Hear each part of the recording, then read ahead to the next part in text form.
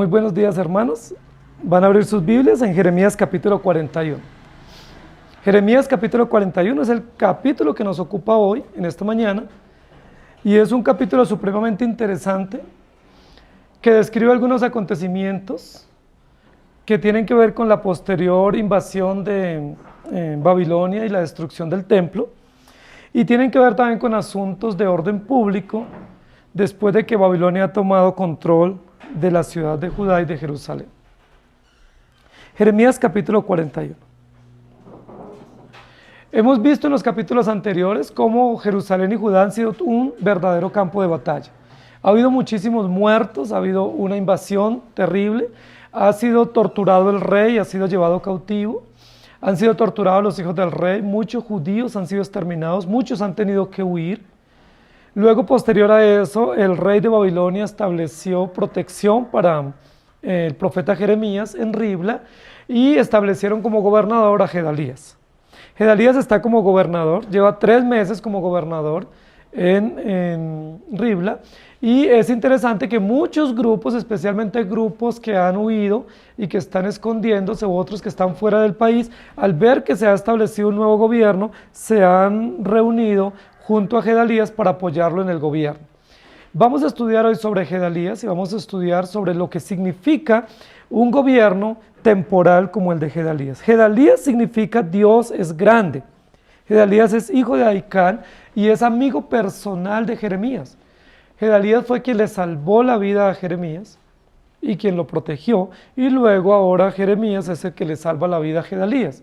Hay una deuda de gratitud natural recíproca entre los dos, y los dos están pues unidos en este momento histórico, viviendo en Ribla y apoyándose mutuamente en medio de esta situación devastadora y de subyugación.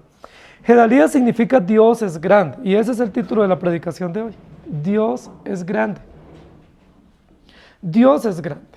Cuando nosotros pensamos en la grandeza de nuestro Dios, casi siempre asociamos la grandeza de Él con acciones benévolas, es decir, de misericordia, de condescendencia, de gracia, de compasión y prosperidad.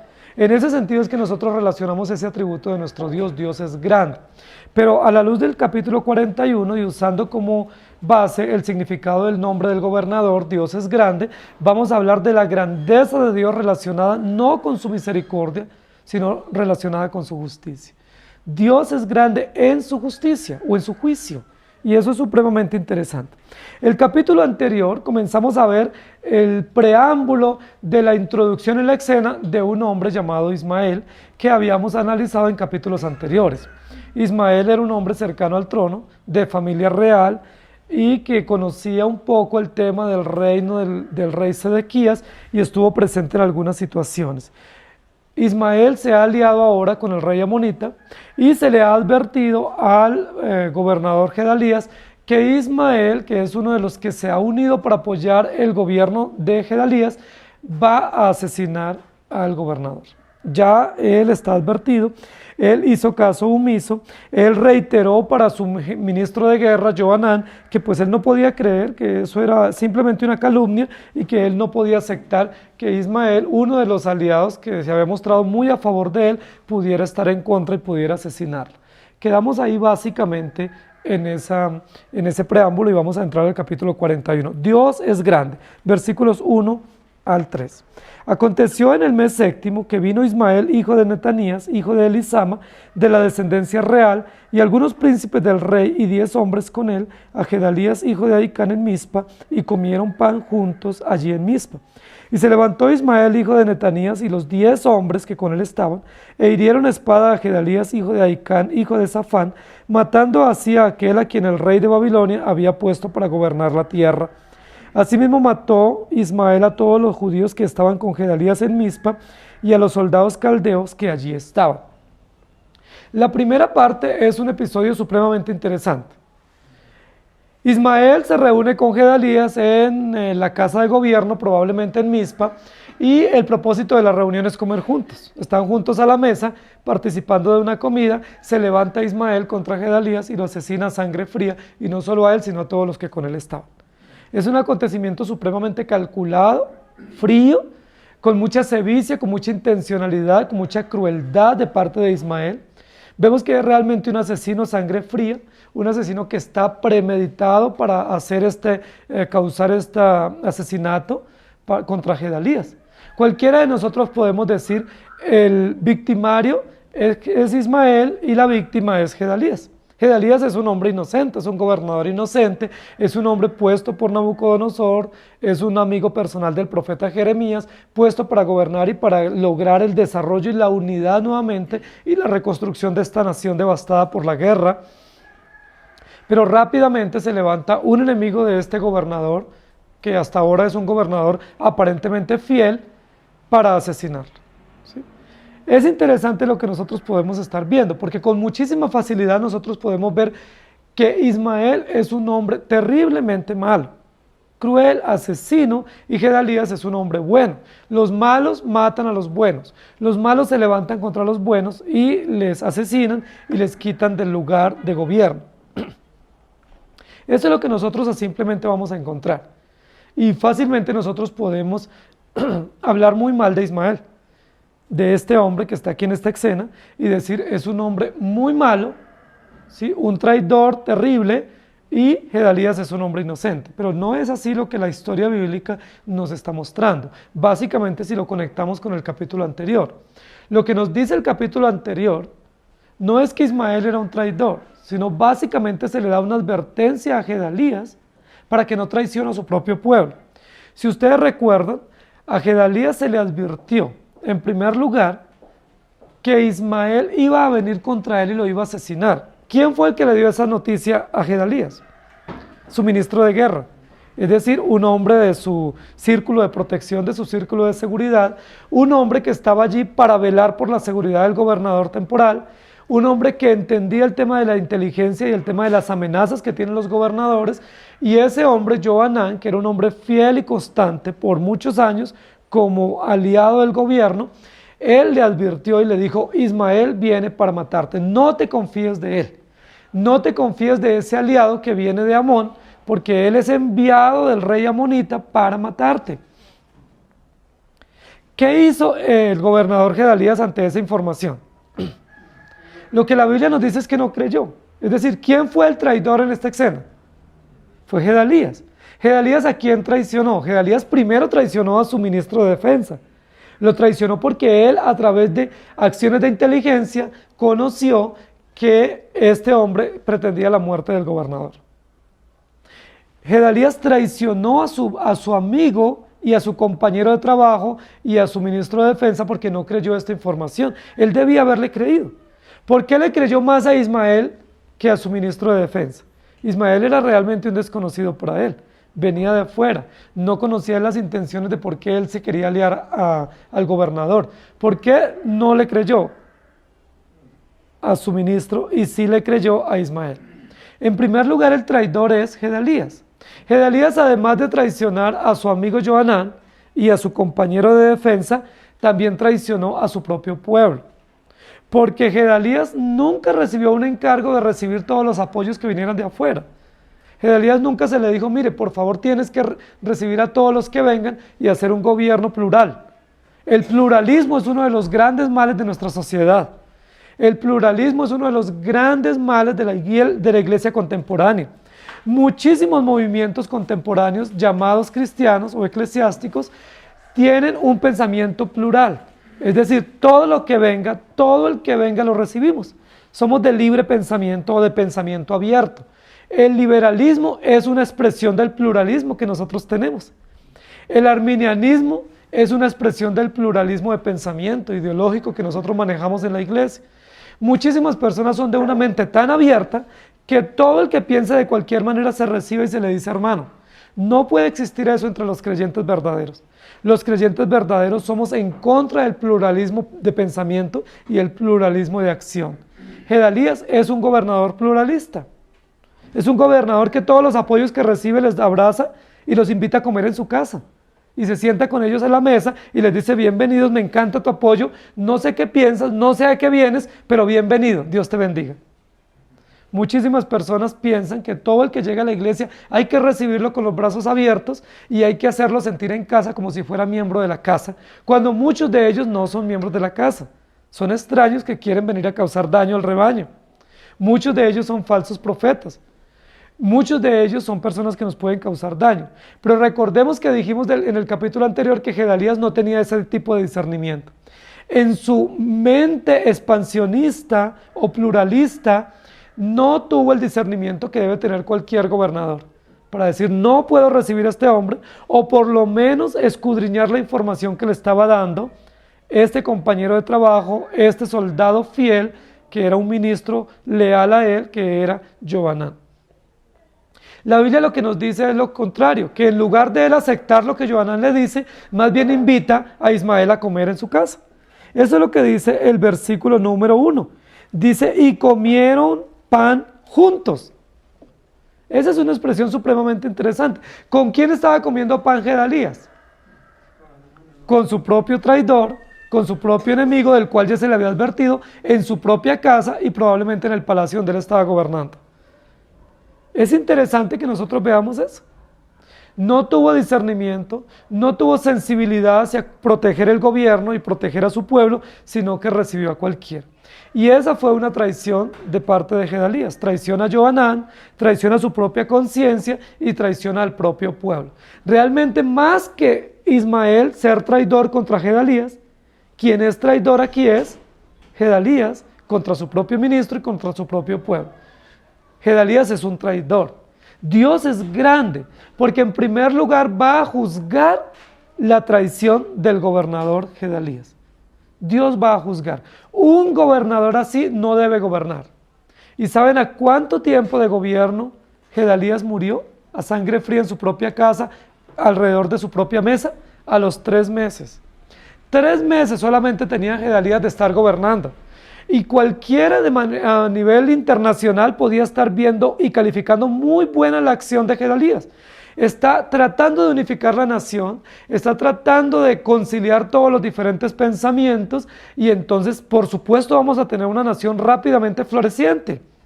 Es probable que a nivel político se estuviera viendo eso muy bien. Es probable que a nivel económico y militar se estuviera viendo muy bien esas acciones de Gedalías. Pero ¿cómo las está viendo Dios?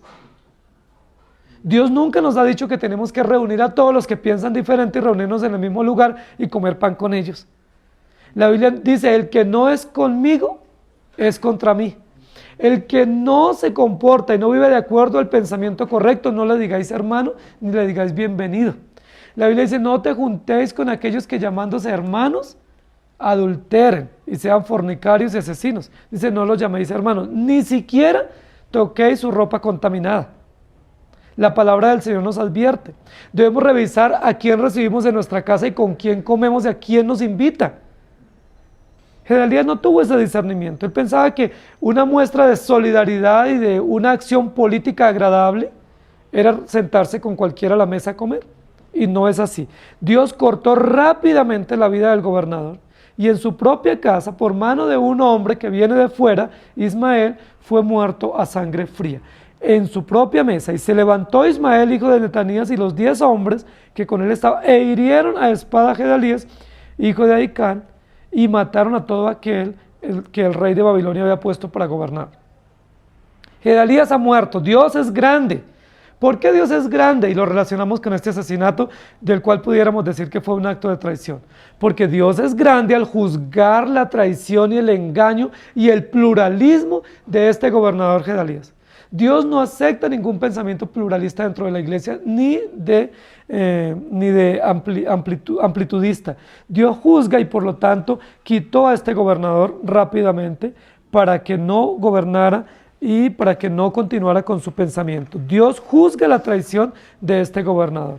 En segundo lugar, versículos 4 al 10 dice así: sucedió además un día después que mató a Gedalías, cuando nadie lo sabía aún, que venían unos hombres de Siquén, de Silo y de Samaria, 80 hombres, raída la barba y rota las ropas y rasguñados, y traían en sus manos ofrenda e incienso para llevar a la casa de Jehová. Y de Mizpa le salió al encuentro llorando Ismael, el hijo de Netanías, y aconteció que cuando los encontró les dijo: venid a Gedalías, hijo de Ahicam. Y cuando llegaron dentro de la ciudad, Ismael, hijo de Netanías, los degolló y los echó dentro de una cisterna, él y los hombres que con él estaban. Mas entre aquellos fueron hallados 10 hombres que dijeron a Ismael: no nos mates, porque tenemos en el campo tesoros de trigos y cebadas y aceites y miel, y los dejó y no los mató entre sus hermanos. Y la cisterna en que echó Ismael a todos los cuerpos de los hombres que mató a causa de Gedalías era la misma que había hecho el rey Asa a causa de Baasa, rey de Israel. Ismael, hijo de Netanías, la llenó de muertos. Después llevó Ismael cautivo a todo el resto del pueblo que estaba en Mizpa, y a las hijas del rey y a todo el pueblo que en Mizpa había quedado, el cual había encargado a Nabuzaradán, capitán de la guardia, a Gedalías, hijo de Ahicán. Los llevó pues cautivos Ismael, hijo de Netanías, y se fue para pasarse a los hijos de Amón. Esta segunda escena de este capítulo no es menos dramática, no es menos cruel. Tiene un suspenso supremamente interesante. Ismael ve o escucha o percibe que vienen unos peregrinos. 80 peregrinos vienen. Hay una gran multitud de peregrinos que vienen de una región que era una región intermedia del pueblo de Israel, Siquem, Silo y Samaria, y estos 80 peregrinos vienen con un único objetivo y es presentar unas ofrendas en las ruinas del templo o en el lugar donde había existido el santuario en Judá y en Jerusalén. Estos peregrinos vienen con un único objetivo, adorar. Es muy interesante la acción de estos peregrinos. Se han reunido o se han puesto de acuerdo todos para hacer un largo peregrinaje para llegar hasta las ruinas de la ciudad y presentar una ofrenda probablemente en el lugar del templo. La Biblia no nos dice si eran sacerdotes, no nos dice qué tipo de personajes eran, sencillamente dice que el número exacto era de 80 y que el único fin de ellos era presentar ofrendas en el templo. Cualquiera de nosotros diría, maravilloso este acto. En medio de un país que no tiene rey, que el rey ha sido muerto, el profeta no está, no hay sistema sacerdotal, el templo ha sido destruido, la ciudad quemada, hay un grupo de peregrinos que se comisionan para ir a adorar. Lo más probable es que estos peregrinos estaban celebrando la fiesta de los tabernáculos, porque la Biblia dice que esto aconteció en el mes séptimo. Y en el mes séptimo se celebraba la fiesta de los tabernáculos. Recordemos que en la fiesta de los tabernáculos todos los judíos de todos los rincones del país debían bajar hasta Jerusalén y debían vivir durante 7 días en unas enramadas o de unas chozas hechas de ramas de árboles. Debían comer ahí afuera, en la terraza o en las afueras donde hacían estas chozas y celebrar con gratitud a Dios porque Dios los había guardado durante 40 años de peregrinaje en el desierto. Lo más probable es que estos peregrinos estaban celebrando la fiesta de los tabernáculos. Y nos parece supremamente maravilloso, admirable, loable, que sin tener un rey, sin tener un sacerdote, estos hombres sean convocados y no olviden esta celebración a pesar de las ruinas del templo. ¿Qué les parece a ustedes? Interesante. Ellos vienen a recordar y a ofrendar a Dios. Pero ¿saben qué no es interesante?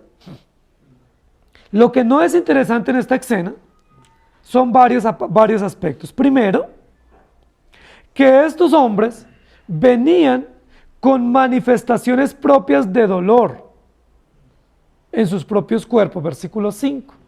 Dice la Biblia que tenían raída la barba y rota las ropas y rasguñados en su cuerpo y ofrendas en sus manos con incienso para llevar a la casa de Dios. En primer lugar, si ellos iban a celebrar la fiesta de los tabernáculos, la fiesta de los tabernáculos era una fiesta de alegría, era una fiesta de gratitud, de admiración, de celebración, no era una fiesta de dolor. No era una celebración de luto. ¿Por qué ellos, dice la Biblia, que traían raída la barba y rota las ropas? No hacía parte de la celebración de los tabernáculos. Lo más probable fue que ellos pensaron que esa era una buena actitud de dolor y de luto para mostrar pues toda su consternación por las ruinas de la ciudad.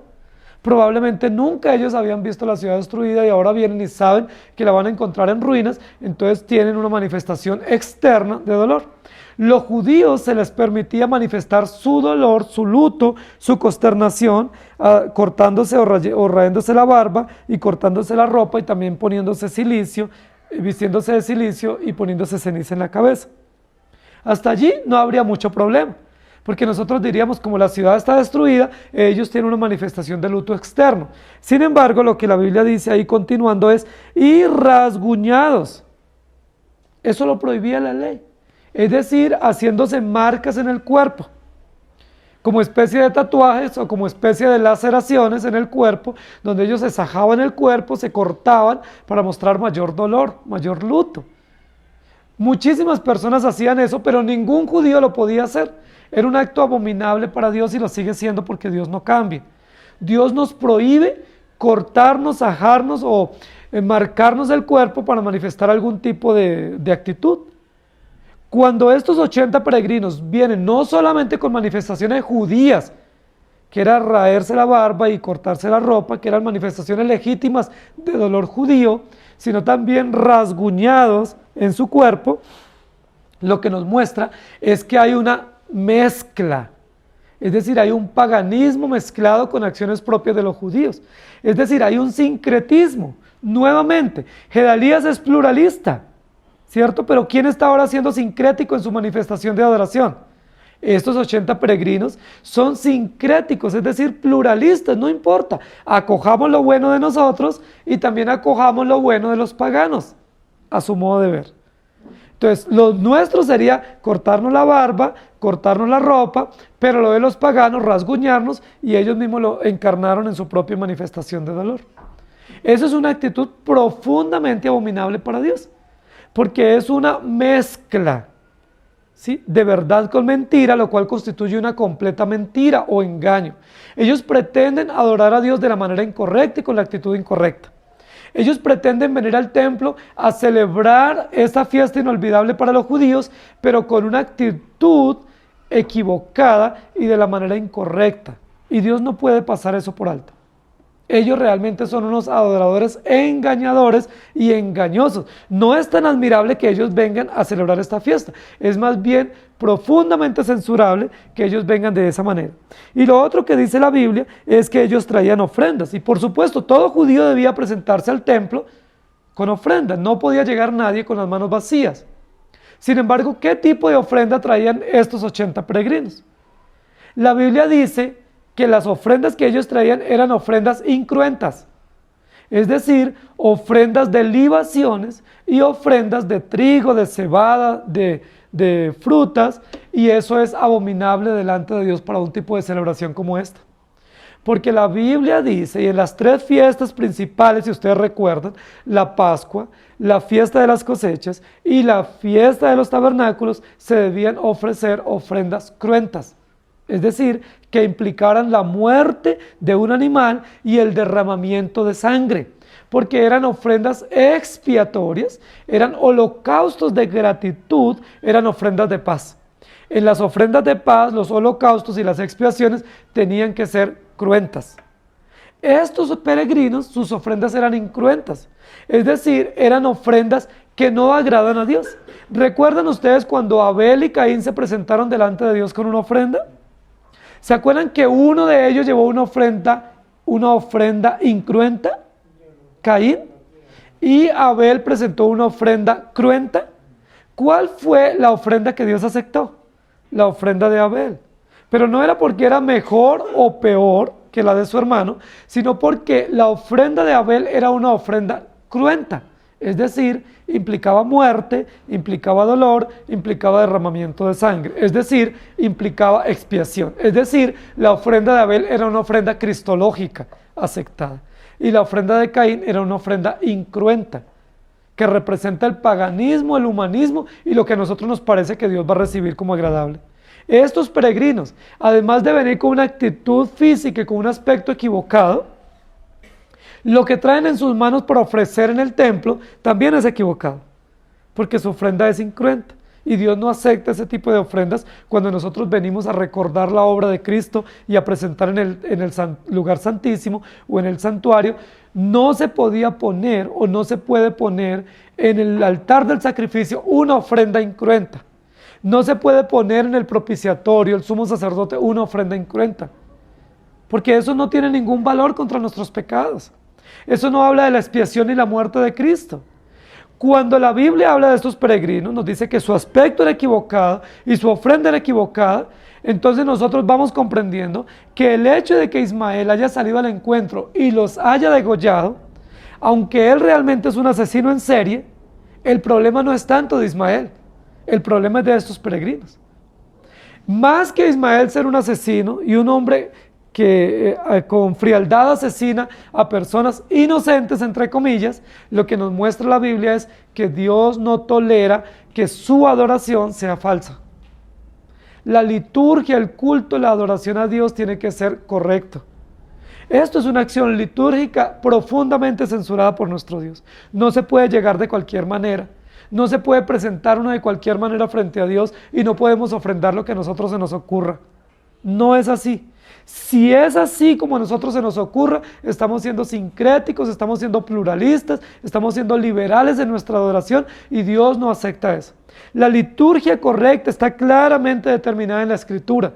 Lo que Dios le agrada, cómo se debe hacer, las actitudes y los motivos están determinados, delineados y debe hacerse de esa manera. Hay muchas personas que dicen, bueno, estamos en una era de innovaciones. Es importante que innovemos nuestra adoración a Dios. Es importante que presentemos cántico nuevo y adoración nueva, olor fragante a Dios. ¿Saben, queridos hermanos? Muy probablemente ese fue el pensamiento de estos 80 peregrinos que se convocaron. Presentemos algo diferente a Dios. Estamos en una época diferente, sin rey, sin sacerdote, sin templo. Presentemos algo que a Dios le llame la atención, diferente a lo que tradicionalmente se ha presentado. ¿Y saben qué Dios hizo con estos 80 peregrinos? Dice la Biblia, salió Ismael, fingió el dolor que ellos tenían, imitó, simuló que él estaba también consternado por la destrucción de la ciudad, les hizo cambiar de dirección en su intención de ir a adorar y los degolló a 70 de ellos. Ahora, es interesante también que estos 80 peregrinos se dejen desviar de su lugar de adoración con tanta facilidad por alguien que les sale al camino. Ismael sale al camino de manera ocasional, de manera fortuita, y les dice, yo también estoy con mucho dolor, ¿por qué no vienen a ver al gobernador? Caminen, quedémonos ahí. Y lo que nos muestra la Biblia es que ellos fueron desviados del camino con facilidad. Así es toda adoración falsa. Toda adoración y todo adorador falso se desvía con tanta facilidad. Se deja llevar de un lado para otro. No tiene un lugar fijo, no tiene un rumbo fijo. Es movido y llevado por cualquier viento. Y eso es lo que acontece con estos peregrinos. La Biblia dice que Ismael, a sangre fría, sin mediar palabra, los degolló. A 70 de ellos. 10 de ellos se salvaron porque le suplicaron que no los matara y en negocio o en transacción para salvar su vida, ofrecieron a Ismael parte de lo que ellos llevaban para ofrendar y otras cosas de lo que ellos tenían ahí para informarle. Dice la Biblia que ellos le dijeron que tenían en su campo tesoros de trigo, cebadas, aceites y miel, y entonces él no los asesinó, sino que les salvó la vida a estos 10. Es muy interesante también cómo estos adoradores, entre comillas, pretenden salvar su vida negociando su supervivencia con frutos incruentos como la cebada, el trigo, los aceites y los vinos. Es decir, ellos sobornan a este hombre enemigo para salvar su vida. Ellos lo que hacen es sobornarlo. La ofrenda que ellos tenían destinada para el templo, ahora la ofrecen a un ocasional peregrino que encuentran en el camino para salvaguardar su vida. Queridos hermanos, muchas personas frente a las amenazas cambian su rumbo de adoración. Muchas personas que van a un lugar a adorar de un momento a otro cambian rápidamente y negocian sus principios con ofrendas, negocian sus principios y sus ideales con pequeñas cosas como cebada y trigo y como cosas materiales. Eso es lo que hacen esos peregrinos. Los otros 70 murieron y 10 se salvan. ¿Por qué se salvan? Porque sencillamente sobornaron a este asesino y lo sobornan con lo mismo que llevan para ofrendar en el templo. Del mismo campo donde sacaron las ofrendas para el templo, ahora las dan a este hombre o le entregan esta cosecha para salvar su vida. Dios juzga la falsedad de estos peregrinos. Dios es grande. No solo juzga la traición de Gedalías, porque era un traicionero con su pueblo y con su amigo Johanán, sino que ahora juzga la falsedad de estos peregrinos que pretenden adorar a Dios con cosas extrañas y con actitudes extrañas. Dios juzga. ¿Cómo lo juzga? Primero asesinando a través de este instrumento material que es Ismael a 70 de ellos, y segundo, desviando la atención de otros 10 que se salvan, pero que muy probablemente ya no continúan en su intento de llegar al templo en Jerusalén para adorar. Dice la parte final de esta sección, versículo 9, que estos 70 muertos fueron echados en una cisterna, en una fosa común, y fueron cubiertos allí, dejados allí, en una cisterna que se había hecho justamente por el rey Asa para proveer agua en caso de que la ciudad fuera sitiada, tener un lugar de provisión de agua para no morirse de sed.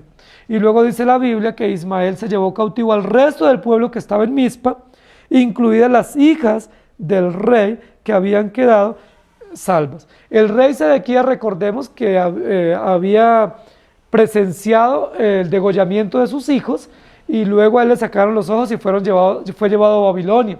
Pero las hijas se habían salvado, probablemente para legitimar la acción del nuevo gobernador en términos políticos, o probablemente se habían salvado para tenerlas como botín en caso de una negociación política.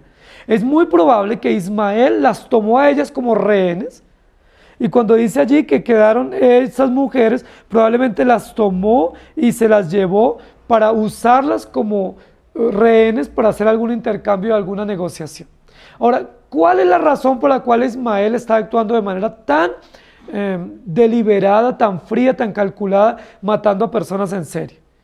Lo que la Biblia nos deja entrever es que Ismael tenía profunda ambición por el poder.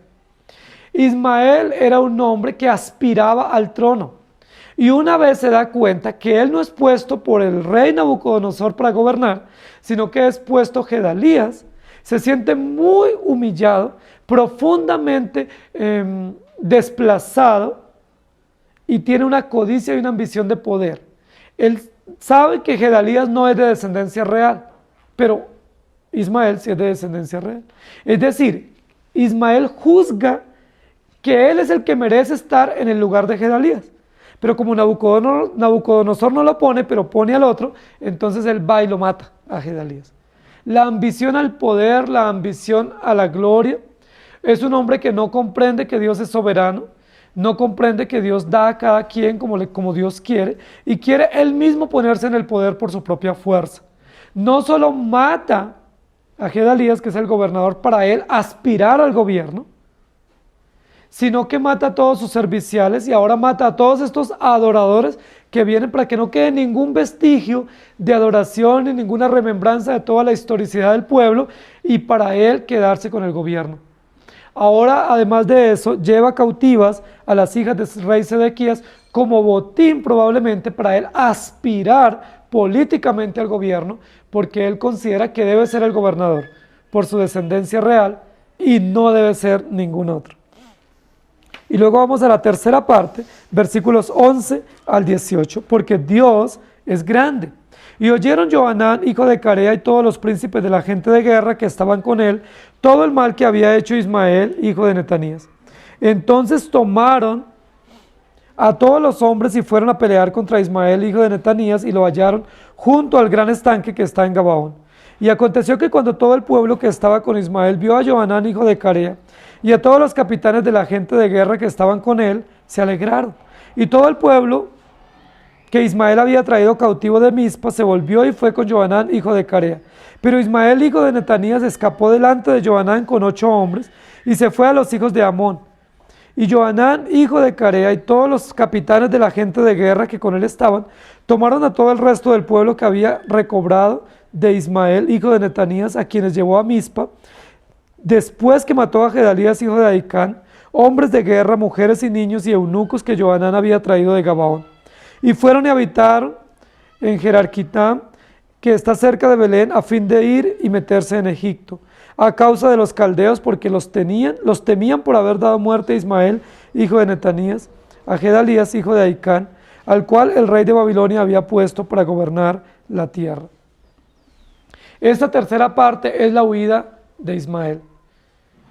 Dice la Biblia que Ismael huyó, y cuando oyeron Johanán lo que había acontecido, y todos los seguidores o todo el soldado, el ejército del momento, que vieron esto que aconteció, comenzaron a perseguir a Ismael.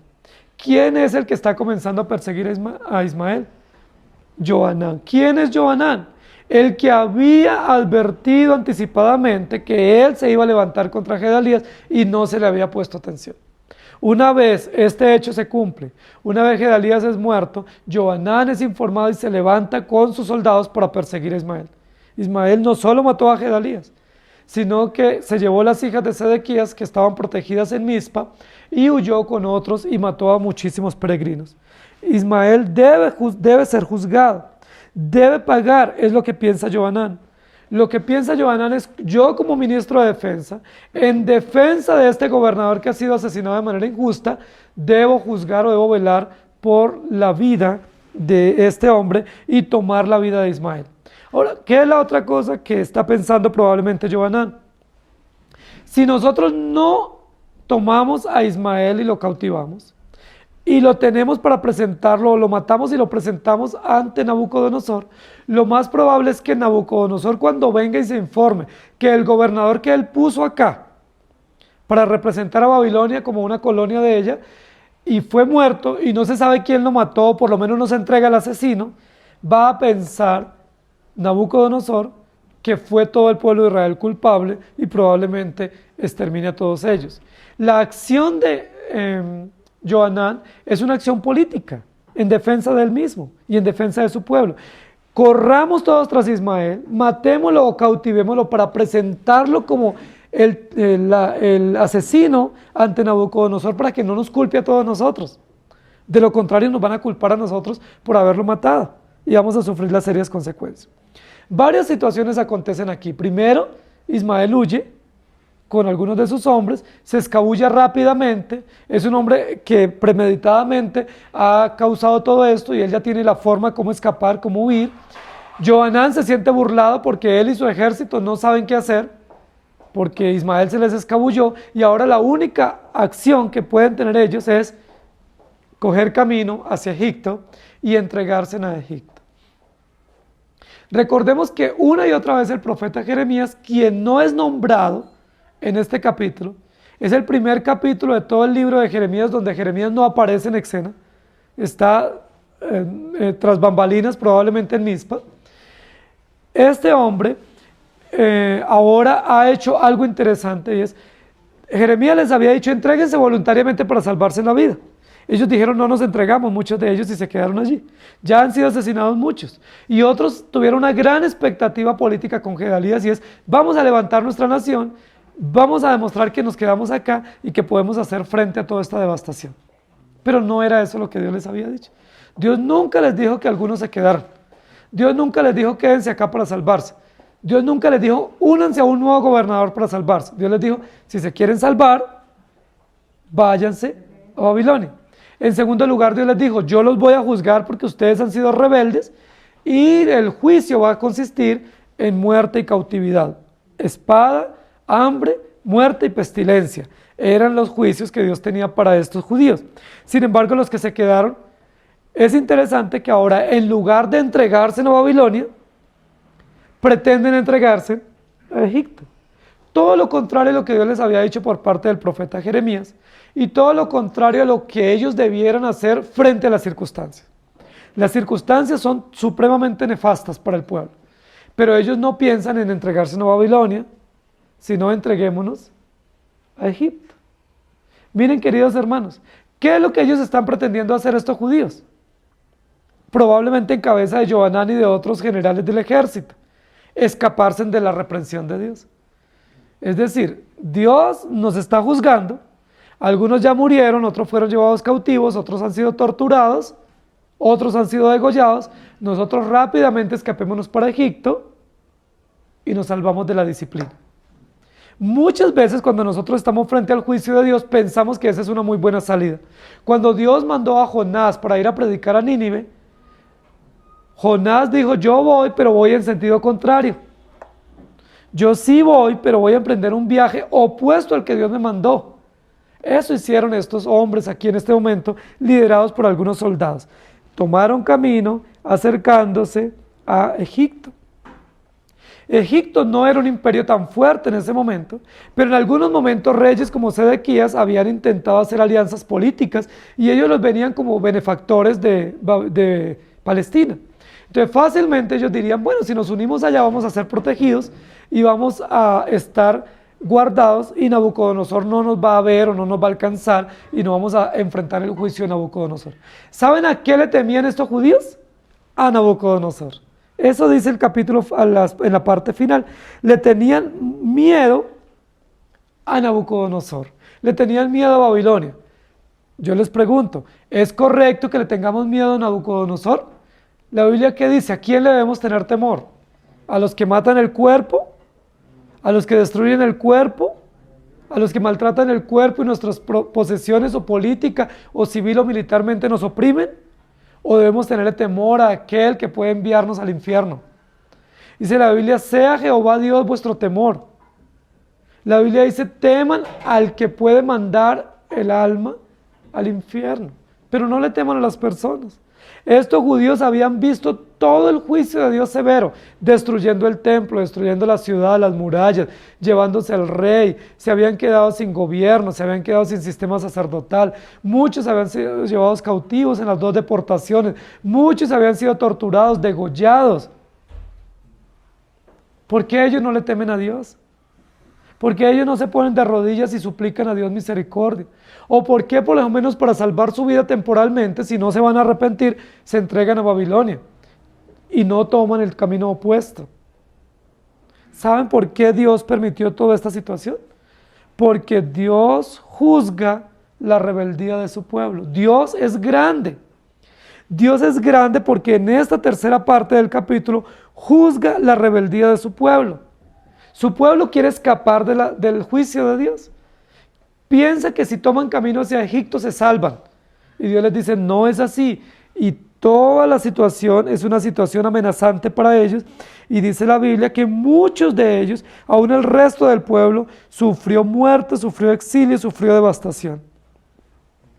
Fueron muchísimos los que murieron en esta ocasión. Se cuenta por la historia que fueron muchísimos hombres de guerra, mujeres, niños, eunucos y muchísima gente que pretendía huir, salvándose de las 2 deportaciones, huyendo allá. Dios les causa todo este juicio. Queridos hermanos, en este capítulo, que nosotros pensamos que es Ismael el malo del paseo, el malo de la historia, el traidor a quien merece juicio, realmente no es muerto. Cualquiera podría decir, los buenos prevalecen como Ismael, los malos prevalecen como Ismael y los buenos son torturados. Los inocentes son degollados y echados en una cisterna y los malos o los asesinos o los victimarios quedan en libertad, impunes. Cualquiera de nosotros a simple vista ve eso, pero cuando nosotros entramos en detalle nos damos cuenta todo lo contrario. Dios es grande porque Dios juzgó al traidor Gedalías. Dios es grande porque Dios juzgó la falsedad de los adoradores. Dios lo juzgó, pero Dios también es grande porque juzga la rebeldía de su pueblo. Su pueblo rebelde merece la justicia divina. Su pueblo rebelde no puede escaparse de la disciplina encaminándose hacia Egipto. Tienen que ser juzgados. Dios lo prometió, Dios lo determinó, lo reiteró una y otra vez por los profetas y ahora ellos no pueden pretender salvarse de este juicio de Dios. No pueden pretender que al no tener gobernador que los unifique, se salvan. Este pueblo también es sincrético. Es un pueblo que piensa que todas las opciones son válidas. Ellos tienen una teología circunstancial y es, ayúdate que yo te ayudaré. Es la teología de todo vale, de no importa las circunstancias, lo que importa es lo que yo pienso y creo que esto es correcto. No importa frente a las circunstancias, yo puedo actuar. Ellos creen que la providencia es segura para conocer la voluntad de Dios. Y hemos aprendido por la Escritura que la providencia es insegura para conocer la voluntad de Dios. La voluntad de Dios es perfecta y está determinada por la ley. Y las acciones providenciales de Dios no pueden ser guía segura para conocer la voluntad perfecta, inamovible de nuestro Dios. Este pueblo no puede escapar de la ira de Dios. Tiene que ser juzgado. Tiene que ser tratado de manera oficial como Dios ha determinado. Dios trae ahora confusión y temor para este pueblo. Dios trae angustia porque ellos saben que Nabucodonosor va a venir a pedir cuentas de su gobernador, de su pueblo, y ellos no van a poder presentar al asesino. Ellos no tienen la comprobación exacta de quién cometió estas crueldades porque lo dejaron huir. Es increíble. Todos estos ministros de guerra, todos estos soldados dejan huir al asesino y piensan que ellos son los buenos y el malo huyó. Pero no es cierto, queridos hermanos, no nos engañemos.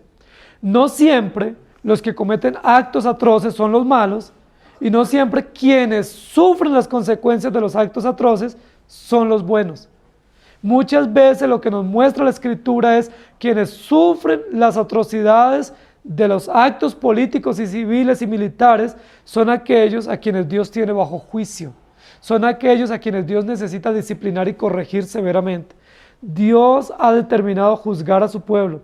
Babilonia es una vara en la mano de Dios para juzgar a su pueblo. Pero algunos escaparon temporalmente de esa mano de Babilonia. Entonces viene este hombre enviado por los amonitas para seguir trayendo juicio contra los judíos. Y los que escaparon no podrán ir a Egipto porque ya Babilonia viene para alcanzarlos y para juzgarlos. Dios es grande. No podemos pensar que podemos escapar de la ira de Dios. Ni Gedalías con su pluralismo escapa de la ira de Dios. Ni estos peregrinos con su sincretismo y la adoración y la liturgia pueden escapar de la ira de Dios.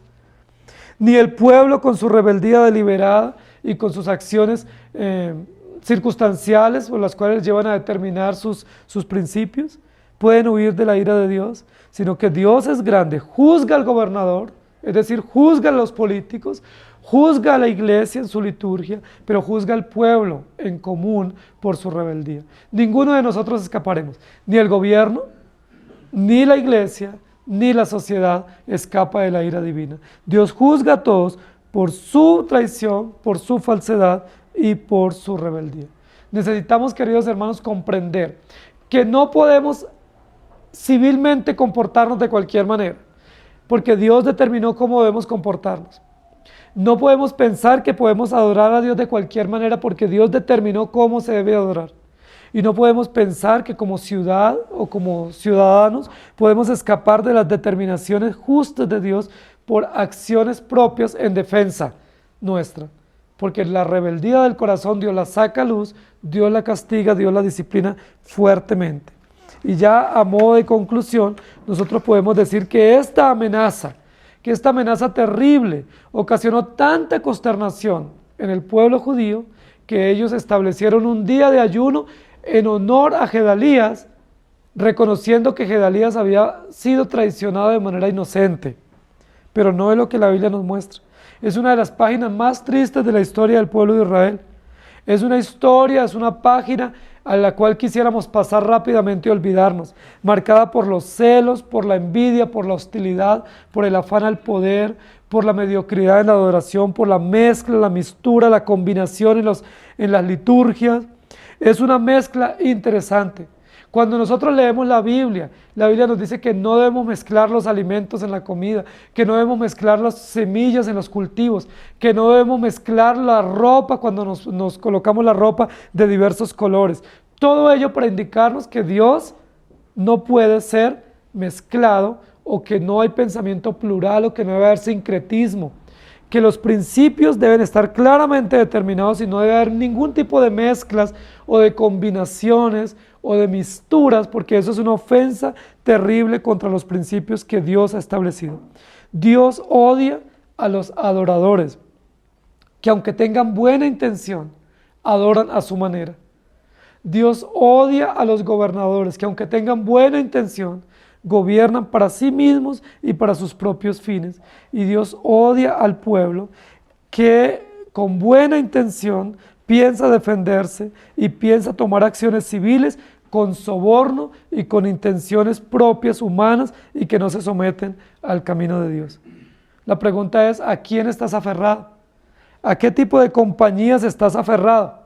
¿A compañías que te llevan al mal o a compañías que te llevan al bien? ¿A qué tipo de compañías son las cuales tú te sientas a la mesa a comer? ¿Cuáles son las personas con las cuales tú te complaces? Probablemente son quienes van a lastimarte más. Probablemente tú estás haciendo con buena intención pensando que recibes a alguien en tu casa, pero lo que está haciendo es traidor a tus propios principios de fe, mostrándote muy amigable, muy social y muy condescendiente con otro, pero probablemente traicionando tu propia fe. probablemente mostrándonos muy abiertos en nuestra liturgia, aceptando nuevas formas y maneras, pero lo más probable es que esas aperturas que tenemos en nuestra liturgia, lo que están mostrando la falsedad de nuestra adoración, que estamos mezclando fuego extraño, que estamos mezclando acciones incruentas en nuestra adoración, y si son acciones incruentas mezcladas en la adoración, lo que decimos es que nuestro culto no es cristocéntrico, y que no es soteriológicamente centrado en la Escritura, porque estamos en función de nosotros mismos y no en función de la adoración a nuestro Dios. Dios es grande. Ninguno de nosotros escaparemos a la ira de Dios. Ninguno de nosotros escaparemos a la justicia de Dios, a su brazo extendido contra nosotros. No hay lugar donde podamos huir. El salmista decía, ¿a dónde huiré de tu presencia? ¿Dónde me esconderé y cómo escaparé de tu mano? No hay lugar, queridos hermanos, porque donde estemos y donde vayamos, estamos siendo observados y vistos por el ojo escrutador de Dios y por la justicia omnisciente e implacable, severa y precisa de nuestro Dios. Nuestra única esperanza es Jesucristo. Por eso tenemos que presentar ofrendas cruentas. Cristo es nuestra ofrenda cruenta. Cristo es nuestro sacrificio una vez y para siempre. Y nos acercamos a Dios no por nuestras propias obras, no con nuestras manos llenas de ofrendas de nuestras propias voluntades, sino a través de la única y preciosa ofrenda que se llama Jesucristo, Cordero sin mancha, derramado en la cruz, libado por nosotros para nuestra salvación y para nuestra esperanza. Sea Él nuestro temor, sea Él nuestra alabanza y nuestra gratitud por siempre. Amén. Señor, gracias te damos por esta oportunidad que nos das de escuchar tu palabra. Gracias por la oportunidad que nos das de comprender lo traidores que somos y lo falsos que somos y los rebeldes que somos. Gracias por enseñarnos en tu palabra que Gedalías no era inocente y no fue asesinado inocentemente. Que Gedalías, siendo un gobernador puesto políticamente para cuidar a su pueblo, era un hombre traicionero, era un hombre que quería tener amistades, era un hombre que quería tener favores de otros y que quería unificar y desarrollar su nación teniendo un pensamiento plural y sincrético. Qué equivocado estaba, y tú lo juzgaste, Señor. También nos muestra que estos peregrinos, que a simple vista pensábamos que eran adoradores genuinos, realmente eran unos falsos, que querían presentarte ofrendas que tú no habías pedido y con actitudes y motivos equivocados. Señor, te pedimos perdón porque muchas de nuestras liturgias, muchas de nuestras acciones de adoración son equivocadas. Muchos de los elementos que usamos son elementos que no hablan de Cristo Jesús, que no muestran el sacrificio de Cristo, que no muestran la perversión de nuestras maldades y que no nos muestran la esperanza únicamente en Jesucristo. Ayúdanos a estar centrados en la palabra y centrados en Cristo. Ayúdanos a que nuestra adoración sea cristológica en todo el sentido de la palabra. No solo en la actitud, no solo en la doctrina, sino también en las acciones y en las ofrendas. Que nuestras ofrendas sean cristológicas y sean expiatorias, como lo muestra el sacrificio de Jesucristo. Pero ayúdanos a comprender que nuestro corazón es rebelde y que queremos escapar de la disciplina. Gracias porque tú sacas a la luz nuestra rebeldía, sacas a la luz nuestros temores y nos muestras que al único que debemos temer es a ti y que no debemos temer al hombre, porque podemos escapar de la mano del hombre, pero no poder escapar de la mano tuya. Si bien es cierto, Ismael es un asesino que tendrá que dar cuentas a ti, no es inocente estos hombres que han sido degollados y que han sido perseguidos. Ellos también son pecadores a los cuales se les había advertido por muchos años que necesitaban arrepentirse y volver a ti. Ten misericordia de nosotros. Y ayúdanos a mirarte a ti, Señor, y ver tu sangre derramada en la cruz y encontrar esperanza y alivio para nuestras maldades.